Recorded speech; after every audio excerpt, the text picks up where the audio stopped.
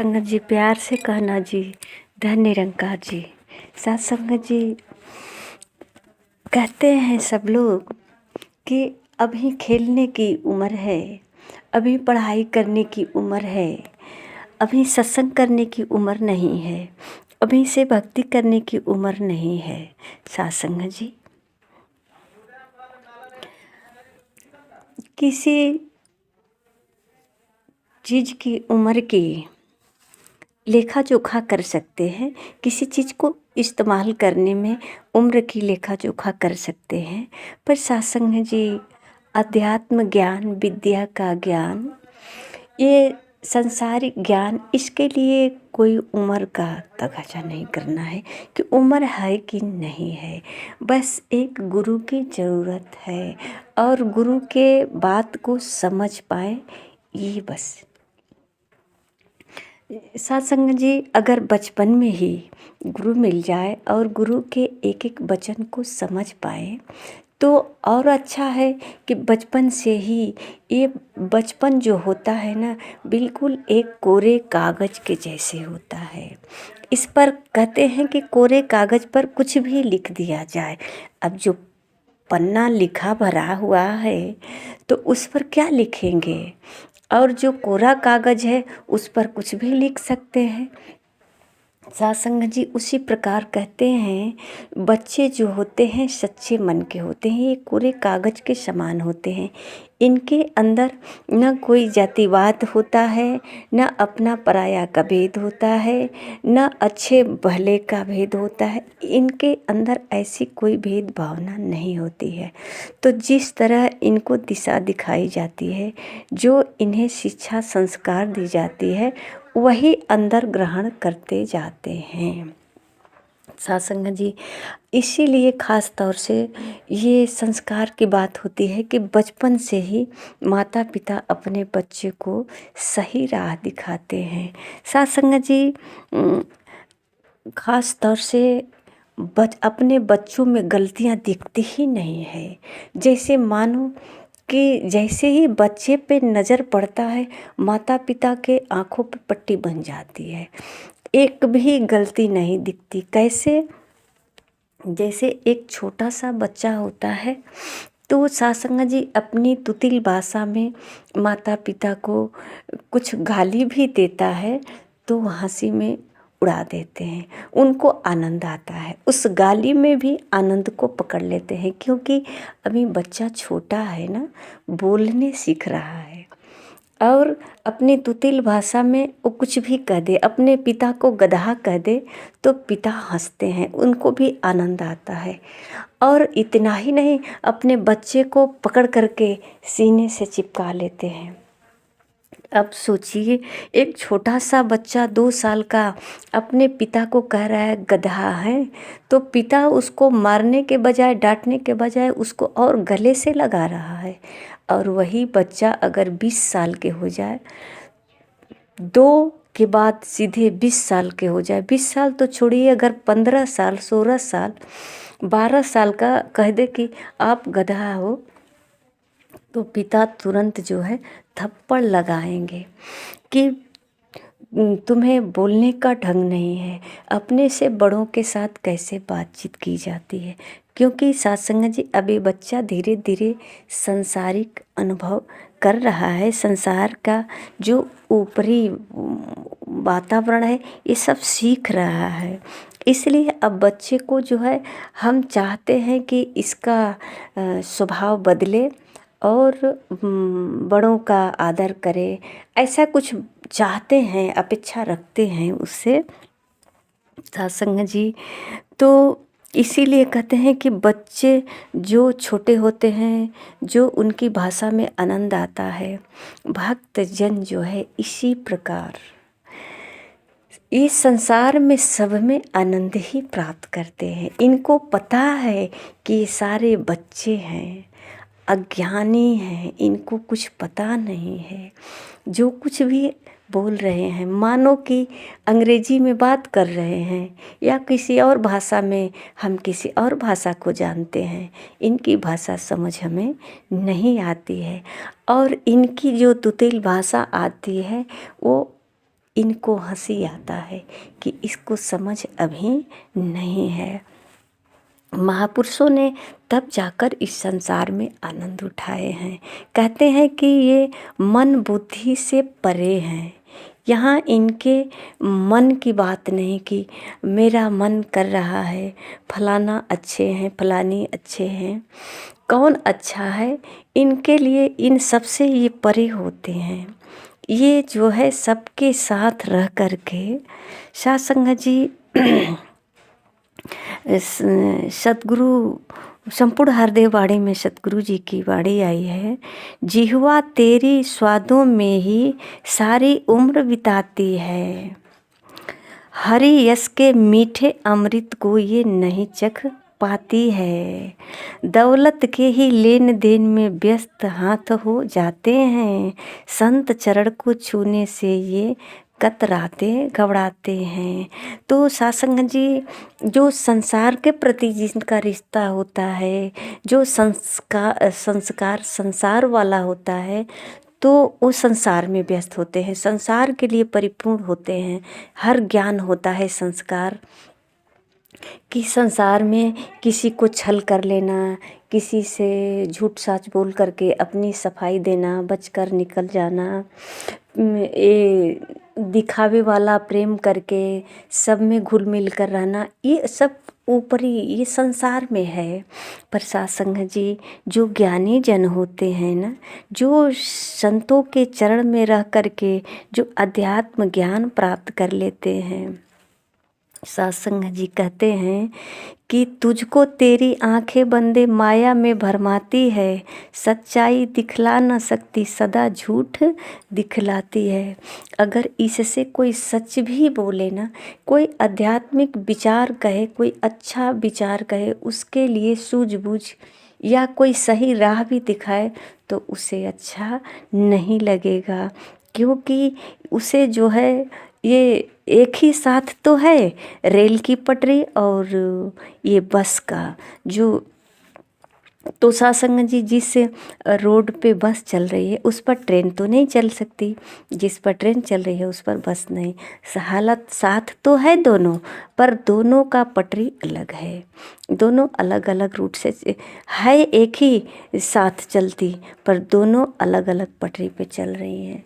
इसी प्रकार सासंग जी ये संसार में आध्यात्मिक जो है, आध्यात्मिक ज्ञान जिसके पास है, कहते हैं सासंग जी कि निंदा और चुगली की बातें भांति तेरे कान को अनसुना सा कर देते हैं, ईश्वर के गुणगान को। ईश्वर का अच्छा नहीं लगता गुणगान। बहुत सारे तो ऐसे कहते हैं कि काम नहीं करेंगे तो क्या परमात्मा खाने को दे देंगे। सासंग जी ये भी कहना सही है, क्योंकि संसार में है तो संसार में पैसे से ज़्यादा तो कीमती कुछ है नहीं। पैसा नहीं रहेगा तो अभी बीमार पड़ेंगे तो दवा कहाँ से आएगा। पर सासंग जी अगर बीमार पड़ जाएंगे, पैसा बहुत सारा होगा, अगर रोग पकड़ में नहीं आएगा तो फिर क्या होगा। तो वहाँ कहते हैं कि भगवान की मर्जी। फिर आते हैं हम सत्य पे कि परमात्मा को पकड़े और परमात्मा से अरदास करें, प्रार्थना करें, शायद कुछ ऐसा चमत्कार हो जाए। ऐसी कौन सी शक्ति है कि अब पैसे के बाद इन पर हमारी आशा लग जाती है। सासंग जी जब पैसे से हार जाते हैं ना तो फिर इस सच्चाई पे आ जाते हैं, तो क्यों ना हम पैसा रहते ही इसको पकड़े रहें कि इनके पकड़ से जैसे कहते हैं महापुरुष ना कि कबीर जी की जो चौपाई कि जो किल्ली के पास होता है, चलती चक्की देख कर दिया कबीरा रोए, दो पाटन के बीच में साबित बचाना कोई, ऐसी जो बाणी आती है। तो जो किल्ली का आधार ले लेता है वो बच जाता है, जो बीच में होता है वो पिस जाता है। तो सासंग जी इसी प्रकार कहते हैं कि जो इस संसार में रह कर के जो इस परमात्मा का, ईश्वर निराकार, ये पूरे संसार जो जिसके आधार पे चल रही है, वो चक्की जो है जिसके आधार पे चल रही है किसके आधार पे चल रही है? उसके बीच एक कील होती है जिसके आधार पे चलती है।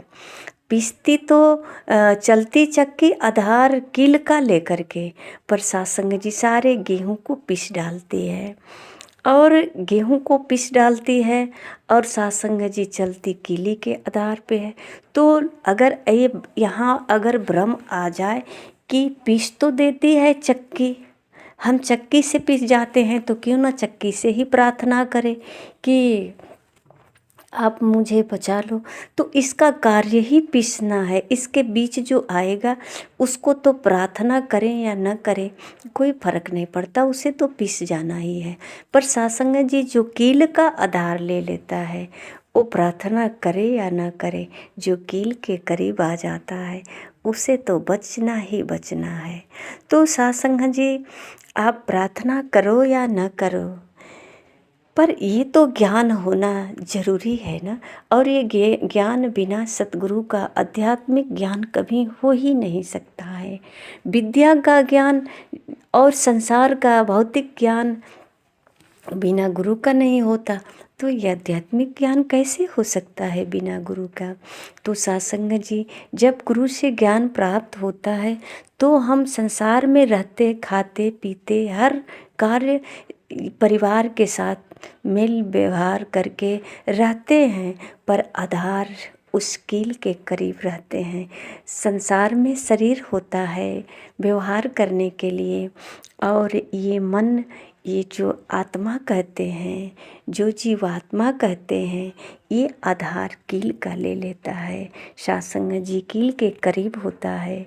इसके अंदर जो है इसका ध्यान कील पे होता है, ये ध्यान से कील के करीब होता है। सासंग जी तो कील के करीब होता है, तो जिसको कहते हैं ना भव सागर से पार। आज दुनिया में अगर उलझने हैं तो इस भव सागर को लेकर के है। कोई कहता है भव सागर कैसे पार होंगे, भव सागर में उलझ जाएंगे, तड़प जाएंगे। इतनी सारी भागवत कथा, कथा पे कथा, सत्संग सब कुछ हो रहा है मुक्ति पाने के लिए, तो पापों को दूर करने के लिए, अपने जीवन को कल्याण करने के लिए ये सब क्यों हो रहा है? कहीं न कहीं कुछ तो है जो सासंग जी जिसको पकड़ने के लिए, जिसको पाने के लिए ये सब हो रहा है संसार में। तो सासंग जी कुछ क्षण हम बैठ कर के विचार कर सकते हैं कि इतना तो चेतना ज़रूर है कि ये संसार चलता है तो किसके आधार पे चलता है।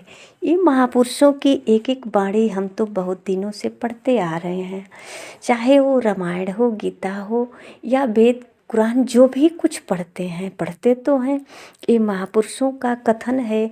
ये महापुरुष जो है कहीं ना कहीं कुछ इशारा ही किए हैं।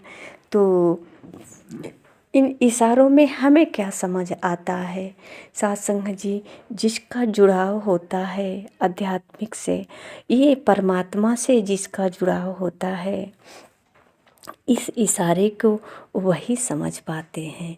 सासंग जी जैसे दो लोग होते हैं और दोनों के बीच प्रेम होता है, आत्मिकता प्रेम होता है, तो आँखों के बस इशारे यानी कि देख लेने से ही वो समझ जाते हैं कि ये क्या कहने वाला है। अब सोचिए तीसरा वहाँ सोच रहा है कि ये दोनों एक दूसरे को देख रहे हैं, मुख से तो कुछ बोले नहीं, यहाँ शब्द का तो कोई उच्चारण ही नहीं हुआ, फिर ये शब्दों का सहारा नहीं लिए तो क्या क्या सहारा लिए? ये दोनों आँखों आँखों से ही कुछ बातें कर लिए, कुछ समझ आ गई। तो सासंग जी ऐसा ये क्यों समझ लिए? क्योंकि दोनों, भले ही दोनों का शरीर अलग अलग है, लेकिन इन दोनों के बीच आत्मिकता प्रेम है। ये समझ रहे हैं अपनी भाषा को सासंग जी। इसी तरह जो आध्यात्मिक भाषा जो होती है, समझ उसी को आएगी जो ये संतों का संतों के संग करके, संतों के वचन को समझ करके, यानी सासंग जी कहीं न कहीं इस अस्तित्व को पकड़ेंगे कि कुछ तो है। अगर मेरे अंदर कुछ है, सत्संग जी इसको अगर पकड़ते हैं, बहुत सारे उदाहरण सामने आता है कि एक लाश पड़ी है और हाथ पांव सब कुछ सही सलामत है, फिर भी उसको लोग अब निरादर कर रहे हैं, उसको अब हटा रहे हैं अपने से दूर, क्योंकि उसमें वो प्राण नहीं है। जिस प्राण की शक्ति से इसका आंखें काम कर रही है, इसका कान काम कर रहा है, कान से अब तो बुलाने पर ये सुन नहीं रहा है, आँख से देख नहीं पहचान नहीं रहा है, क्योंकि वो जो शक्ति थी अंदर, अब वो शक्ति इसमें काम नहीं कर रही है। तो सत्संग जी इन सब को आँख से देख रहे हैं, फिर भी समझ नहीं आ रहा है, क्योंकि कोई समझाने वाला नहीं है, वो गुरु नहीं है जो इसको दर्पण की तरह बताए समझाए कि ये सत्य क्या है। आँखों के सामने सब कुछ है, सब कुछ होता जा रहा है। ये प्राकृतिक जो बना है, ये जो नियम है, ये तो स्वतः चलता है, इसको कोई रोकने वाला नहीं है। ना कोई जन्म को रोक सकता है, ना कोई मृत्यु को रोक सकता है। पर इसी में सत्संग जी ऐसे कुछ सज्जन व्यक्ति हैं जो इनके करीब आता है, सत्संग जी उनकी भावनाओं को उस संस्कार से बदलते हैं, संस्कार ऐसे देते हैं कि संसार में रह करके कुछ ऐसा शिक्षा, ऐसा ज्ञान प्राप्त कर लेते हैं। सत्संग जी जो अभी कहे कि दौलत के ही लेन देन में व्यस्त हाथ हो जाते हैं, संत चरण को छूने से ये कतराते घबराते हैं। सत्संग जी जब आदमी बड़ा हो जाता है पैसे से और अच्छे अच्छे उसका पोशाक होता है, अच्छी अच्छी गाड़ी होती है, तो उसे चरण छूने में किसी का बहुत शर्म आती है। वो लगता है उसे कि आज मैं जो हूँ यही सब कुछ है। पर सत्संग जी अगर आईना उसके सामने एक बार कोई सज्जन व्यक्ति यानी कोई संत आकर खड़ा कर दे कि जो तू है वही सब कुछ नहीं है, सत्संग जी तब उसे समझ आए कि ये तो सही है। ये तुरंत का तुरंत फीका पड़ सकता है। ये गाड़ी घोड़ा बंगला सब कुछ, सब परिवार साथ में ही होगा, पर इसमें अगर प्राण नहीं होगा तो ये किसी काम का कुछ भी नहीं है। तो सत्संग जी ये सब सचेत करते हैं। महापुरुष होते हैं जो कहते हैं कि सत्संग में जाने को तेरे पाँव नहीं उठ पाते हैं, जो रास्ता बर्बादी का है उस रास्ते पर जाते हैं। सत्संग जी बिना गुरु ज्ञान के ये आँख से कुछ सच्चाई नहीं दिखेगी। गुरु ही है जो ये आँखों से सच्चाई दिखती है। ये संसार चल कहाँ कैसे रहा है, ये पकड़ गुरु के द्वारा ही आता है। ये पकड़ने की विधि गुरु ही बताते हैं। आइए सत्संग जी कहते हैं कि गुरु ज्ञान से आंखें तेरी देखेगी सच्चाई को, सुना करेंगे कान तेरे बस केवल अच्छाई को, जिह्वा से हरि महिमा होगी सेवा हाथ कमाएंगे, साथ संगत में जाने को ये पाँव तेरे उठ पाएंगे। जिह्वा से हरि का यश करेंगे, महिमा गाएंगे और हाथ से सेवा करेंगे। जो संसार में जो कार्य कर रहे हैं ये तो होता ही रहेगा, आप बड़े होकर करें या छोटे कोई फर्क नहीं पड़ता।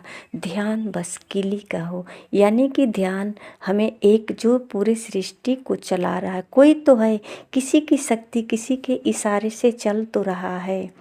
ऐसा अगर ध्यान में आ जाए तो सत्संग जी ये जीवन में हरियाली आ जाएगी। सत्संग जी ये सिर्फ पैसा होना ही जीवन की हरियाली नहीं है। ये सारी संसार की उपलब्धियां हासिल करना ये जीवन का हरियाली नहीं है। जीवन में अगर शांति सुकून, अगर सहजता ना हो तो सत्संग जी ये जीवन नहीं है।